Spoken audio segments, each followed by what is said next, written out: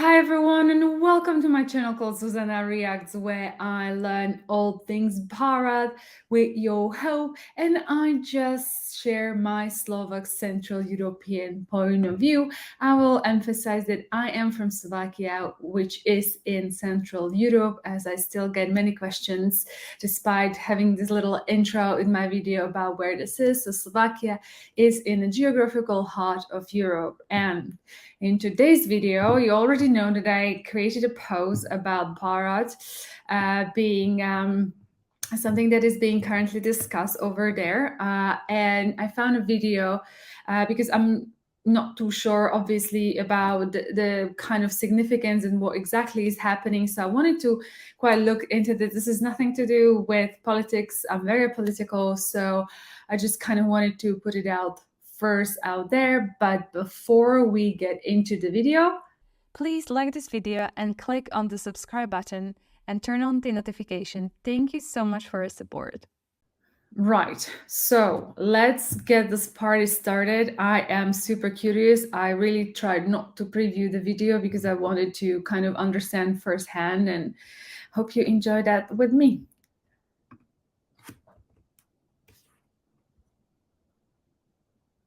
Going to be renamed?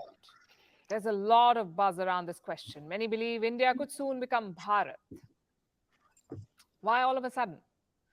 Well, two reasons for that. Number one is this invitation.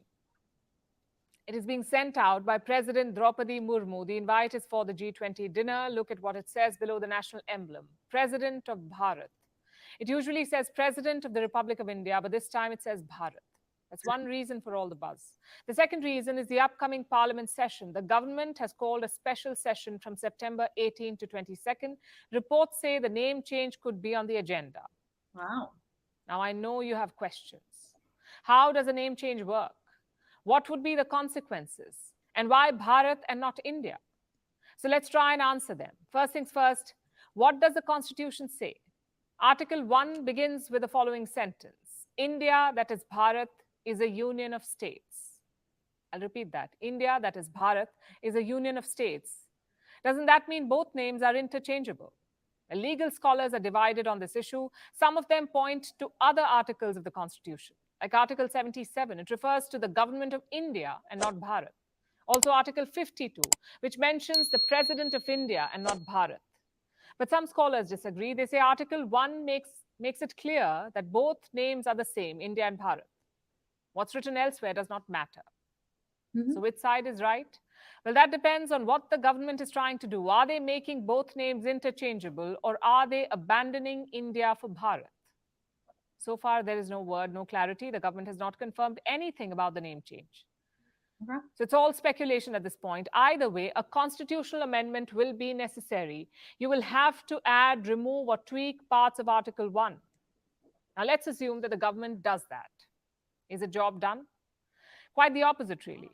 The word India is part of so many institutions, laws, and positions, like the Supreme Court of India, the Chief Justice of India, the President of India. All of it may have to be changed. Every article of the Constitution mentioning India may have to be amended. And even then, there is a final test. Such a move will likely be challenged in the Supreme Court. In fact, it already has been. In 2020, the Supreme Court was hearing a petition. The petition wanted to drop India from the Constitution. Wow. And what did the court say? It dismissed the petition. It said, India is already called Bharat. So my point is simple. Even if the government wants it, it will not be easy. There are multiple political and legal challenges to renaming the country, which is why it's important to understand what this debate is about. Where does India come from? Where does Bharat come from? And how are they different? Well, Bharat dates back to Puranic literature. We have different versions of it, like Bharat or Bharatvarsh. Even the Hindu epic Mahabharat mentions it. Mahabharat. Bharat is defined as the land between the sea and the snowy mountains. Sort of fits India's geography, the Himalayas in the north, the Indian Ocean in the south. There are also some legends associated with the name, like the King Bharat. He is said to have been an ancestor of the Pandavas. The belief is all people in the subcontinent descended from him. So the land he ruled became Bharat. And where did India come from? The origin of India is from Sindhu. It is Sanskrit for the river Indus. But getting there took a long time. The Persians modified Sindhu to Hindu. The Greeks borrowed it from the Persians, and they modified Hind and Hindu to Indus. So by the 3rd century, the land south of Indus, the land south of the river Indus, became India. But did the locals use it? Well, not really. Under the Mughal rule, India was called Hindustan. That changed only from the late 18th century. The British began using India instead of Hindustan. We don't know why. Some historians say they liked the Greco-Roman roots. Then came 1947. India became an independent country. The makers of our constitution also debated the country's name. Some wanted Bharat instead of India. But in the end, all such proposals were voted down, and the current one prevailed. India, that is Bharat. Today, there is also political context to this debate. In July this year, India's opposition parties announced a new coalition, a coalition called India. It's an acronym, actually. Indian National Developmental Inclusive Alliance, INDIA. Around 26 opposition parties are part of it. All of them oppose the name change. They say it's about politics and not policy. But the government supporters disagree. They say it's about abandoning India's colonial roots. It's about reclaiming India's past. It's hard to say how this will play out. Even if India changes its name, it won't be alone. Many others have done the same. Turkey, for instance, is now Turkey. The Czech Republic is Czechia. Swaziland is Eswatini.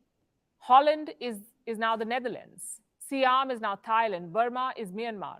Each country had its own reason for the name change. India's reason could determine the outcome of this endeavor.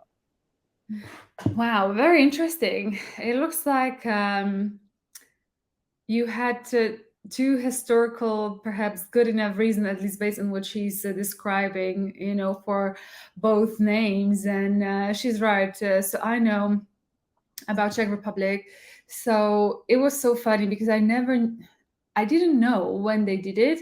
And I was just thinking, like, why did they rename themselves to Czechia? It's just because, you have Slovak Republic and you can say Slovakia. It's much shorter. So apparently the reason for their change was that it's just shorter, and I was just like thinking, but whatever.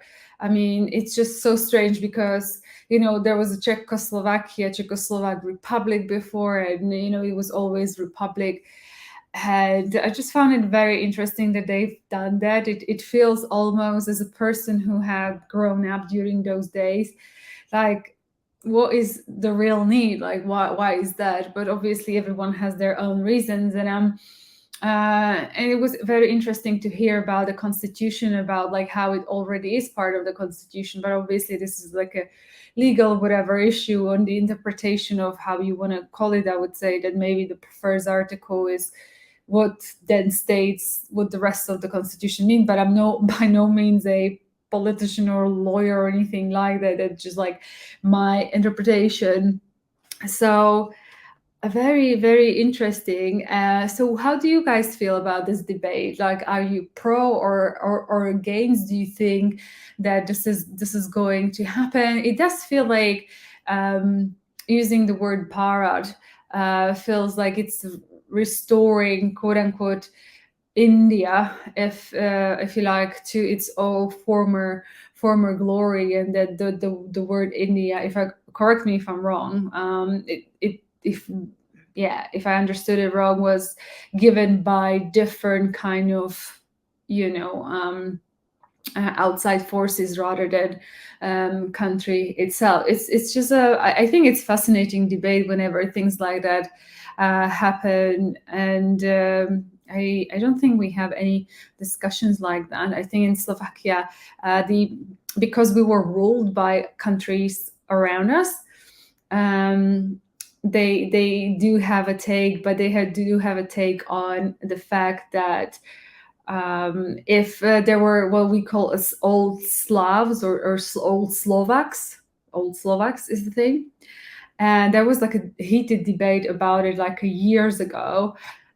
because Czechs or Hungarians, they were kind of laughing at us, and they were saying that we cannot use the word Old Slovak, which is actually I actually even read the historical kind of a collection from proper historian, lots of research that was debating that, and it actually came out that the Slovaks were even like the first, and obviously we can debate, but I'm just relaying the information, and in our region where we settle, even prior Czechs or Hungarians. I mean, Hungarians came later, but we were actually the first originals here based on what I've discovered in that research, or what research says. So so we have questions like that on our history. The topic hasn't been open for at least good 15 years now, but this is very interesting. Please do let me know your thoughts about it. Like, would you like it to be renamed? Would you not? I think from my little post in community you expressed some ideas, but I would love to know what you think, where this is coming from, and how motivated this is. And yeah, and then I will check in with you in the comments. And with that being said, this would be it for today's video. If you did like it, please give it a thumbs up and subscribe and share this channel with someone who you think might like this content. And I will see you in the next one. Until then, do take care. Much love.